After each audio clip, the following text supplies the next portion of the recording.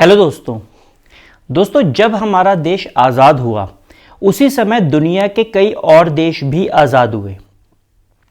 इनमें से ज़्यादातर देशों के नेता ये मानते थे कि डेमोक्रेसी होनी चाहिए, पर उनका ये भी मानना था कि अगर इतनी जल्दी चुनाव करवाने शुरू कर दिए तो देश का माहौल खराब हो सकता है, यहाँ दंगे हो सकते हैं। और इसलिए एकता और सौहार्द बनाए रखने के लिए उन्होंने कहा कि अभी हमें देश चलाने दो, बाद में हम फुल डेमोक्रेसी लेकर आएंगे।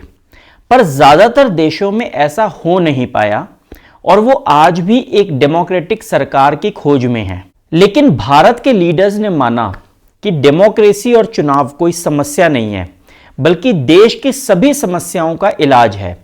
वैसे भी भारत की आजादी का उद्देश्य लोकतंत्र स्थापित करना ही था, इसलिए भारत के लीडर्स ने मुश्किल रास्ते को चुना और भारत में चुनाव करवाने का फैसला किया।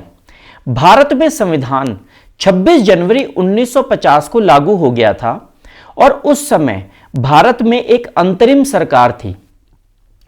संविधान के लागू होने के बाद अब जरूरत थी कि देश में चुनाव हों और लोगों द्वारा चुनी हुई एक मजबूत और लोकतांत्रिक सरकार बन पाए। इसके लिए इलेक्शन कमीशन का गठन हुआ और सुकुमार सेन भारत के पहले इलेक्शन कमिश्नर बने।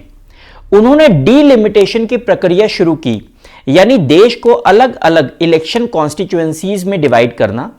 इसके साथ उन्होंने इलेक्टोरल रोल्स भी बनाने शुरू कर दिए, यानी हर कॉन्स्टिट्यूएंसी के हर वोटर का नाम पहले से दर्ज कर लिया जाएगा। पर बहुत सारी औरतों ने अपना नाम लिखवाने के बजाय अपनी पहचान अपने पिता से या अपने पति के नाम से दर्ज करवाई, जैसे रामलाल की पत्नी या किशन लाल की बिटिया आदि। इलेक्शन कमीशन ने ये सारी एंट्रीज रिजेक्ट कर दी और दोबारा इलेक्टोरल रोल्स बनाने को कहा। बड़ी मुश्किल से भारत के 17 करोड़ वोटर्स के नाम इकट्ठे हो पाए, जो नए आजाद भारत के लगभग 3200 विधायक और 489 लोकसभा के मेंबर्स को चुनेंगे। मुश्किल बात यह थी कि इन वोटर्स में से लगभग 85% यानी 85% वोटर्स जो हैं वो अनपढ़ थे। लगभग 3 लाख इलेक्शन ऑफिसर्स को चुनाव के लिए ट्रेनिंग दी गई। भारत के पहले चुनाव विश्व के लोकतंत्र का सबसे बड़ा टेस्ट थे, क्योंकि इससे पहले लोकतंत्र दुनिया के केवल विकसित और आधुनिक देशों में ही स्थापित था। उस समय तक चुनाव यूरोप और अमेरिका के केवल कुछ डेवलप्ड कंट्रीज में ही हुआ करते थे, बल्कि वहां पर भी सबको वोट देने का अधिकार नहीं था।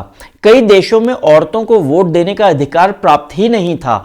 लेकिन भारत में यूनिवर्सल एडल्ट फ्रेंचाइज लागू होने जा रहा था, यानी हर व्यक्ति जो 21 साल का होगा वो वोट डाल सकेगा, फिर चाहे वो आदमी हो या औरत।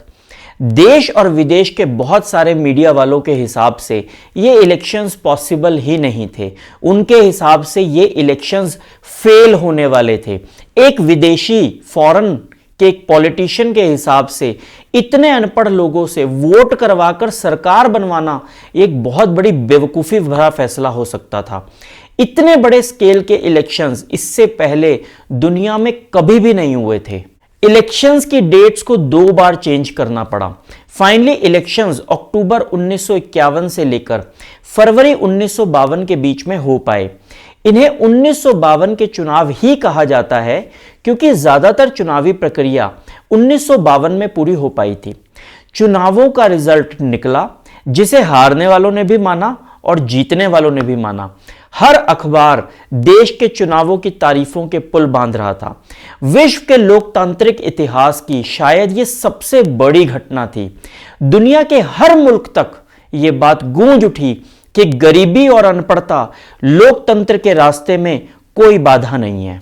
तो दोस्तों, आपने देखा कि किस तरह हमने दुनिया को यह बताया कि डेमोक्रेसी टफ कंडीशंस में भी पॉसिबल है। अगले वीडियो में हम चर्चा करेंगे कि किस तरह पहले 3 चुनावों में कांग्रेस का जबरदस्त दबदबा रहा। अगर वीडियो पसंद आया तो इसे लाइक, शेयर एंड सब्सक्राइब जरूर कीजिएगा। Thank you.